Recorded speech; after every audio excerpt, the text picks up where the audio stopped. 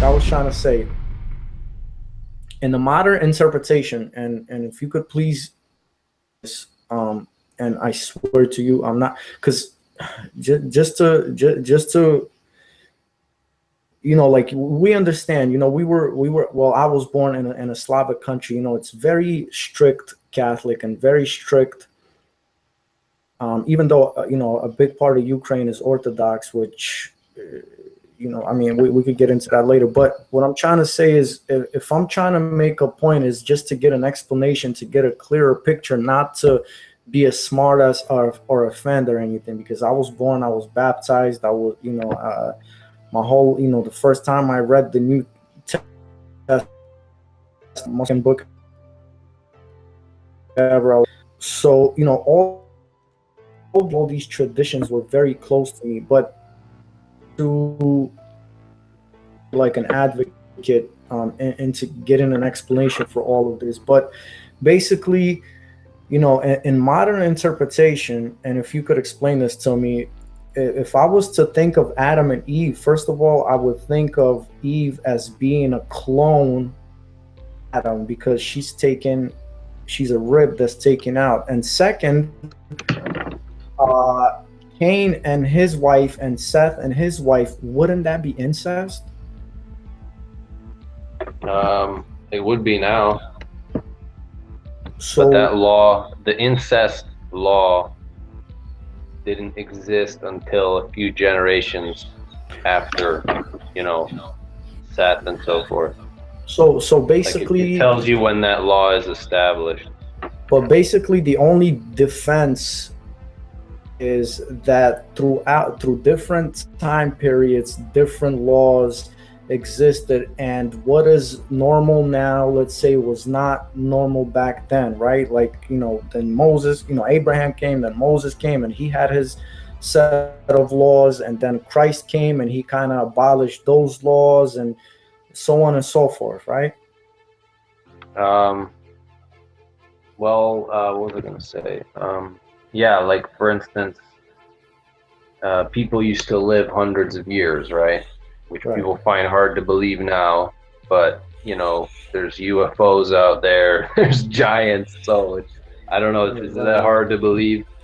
So yeah, I mean, things were different definitely before the flood. But in a simple, humane way, would you? So you personally, would you consider that incest?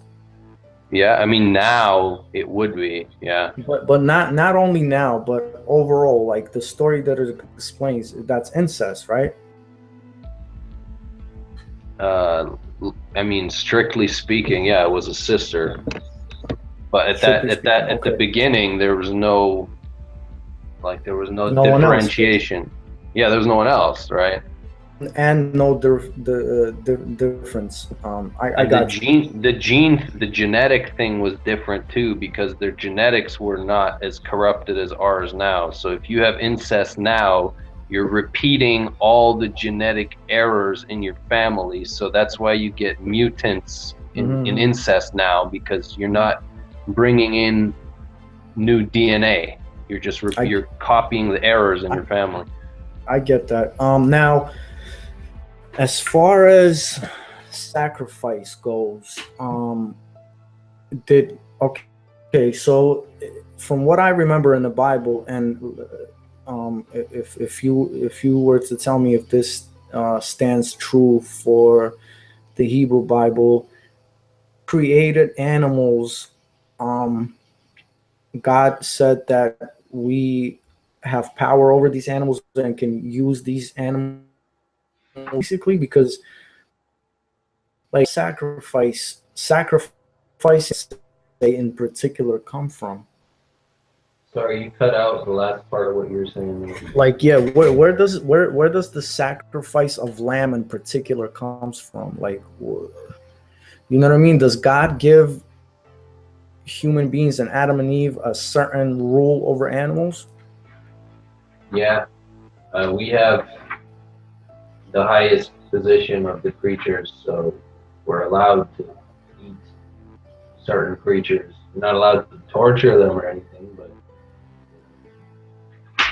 okay. Obviously. Now, just to stay a little bit on the topic, so the Hebrew Bible, it talks about basically kosher food, right? Like you shouldn't eat pork and animals with like different kinds of claws or whatever. Is that true for the Hebrew Bible?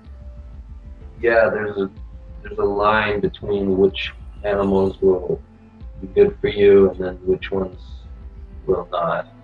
Okay, And you now, shouldn't. okay, so we got the Adam and Eve and the creation and the sacrifice part out of the way. Let's Okay, so basically later, let's go to time of Noah, right? Pre-flood. Are we calling it Atlantis, or for a more of a global and modern explanation? Is it Atlantis? Like, does it explain what the land at that time is called at all, or?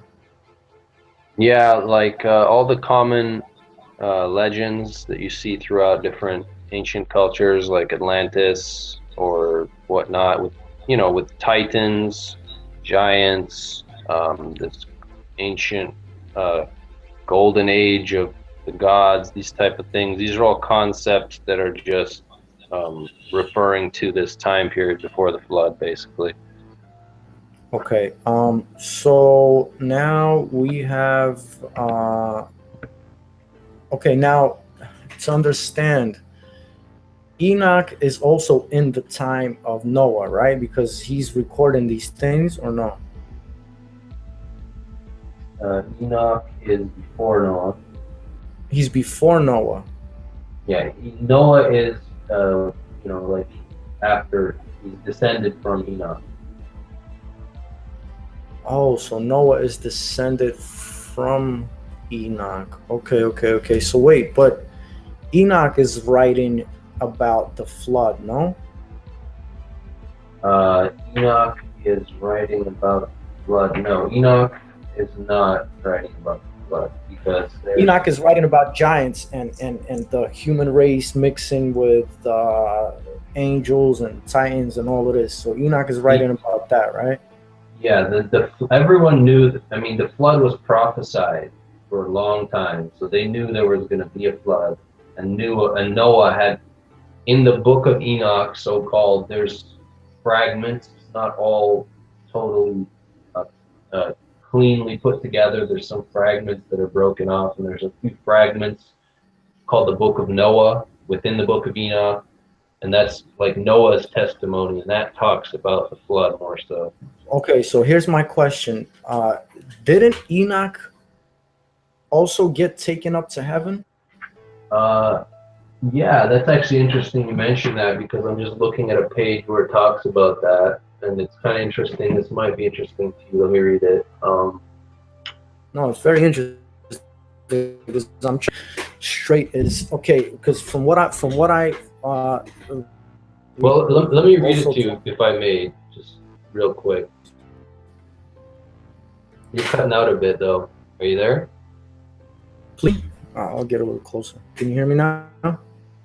Yeah, yeah. It's a little choppy. I'm kind of getting most of you, though. Not sure what's Can going you on. can you hear me? I Hmm. think. Okay, okay. All right, yeah. Read it. Can you please read it?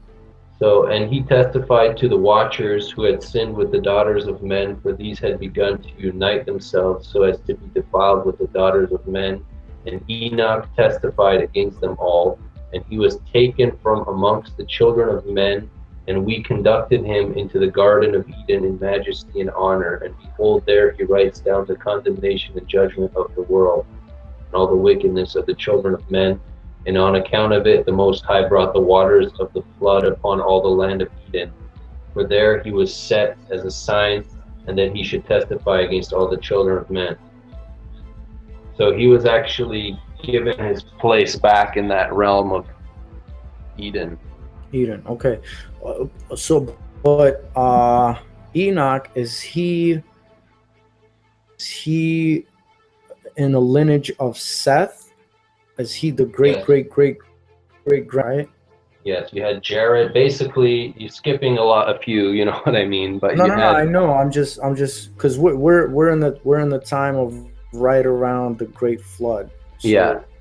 So So to kind of understand something, right, with Hebrew, uh, the names of people's names meant something, right? So it usually had something to do with their function directly or something very important. mhm, So after Seth had Enos and so forth, eventually he had Jared, which is in mhm. that lineage, not Cain's lineage, Seth's lineage. So it was passed on to Jared. And Jared means uh, to descend or to fall. And it was in the days of Jared that those watcher uh, beings or angels fell because his name is to descend. That's what Jared means. You see what I'm saying? Mhm. So, and after Jared, eventually you got Enoch. Enoch means the teacher because he was basically the whole earth was under him, as he was like the king of all the sons of men at that time, and he was the teacher of all the sons of men at that time, both Mhm. teacher and Mhm. king. Enoch. Okay, now it told us the purpose of why he's taken up to Eden. It mentioned the process. Like, does God come down on a chariot? Like, how does that? Does it describe an Yeah, it ark does. or? When you read the book of Enoch, it talks about it. Like he's talking about it before it happens, and I'd have to find it. So is it what I'm trying to get to? Is it an arc that's coming down, or is it like, does it give an explanation of some kind of a chariot, or maybe this is a alien spaceship, or like.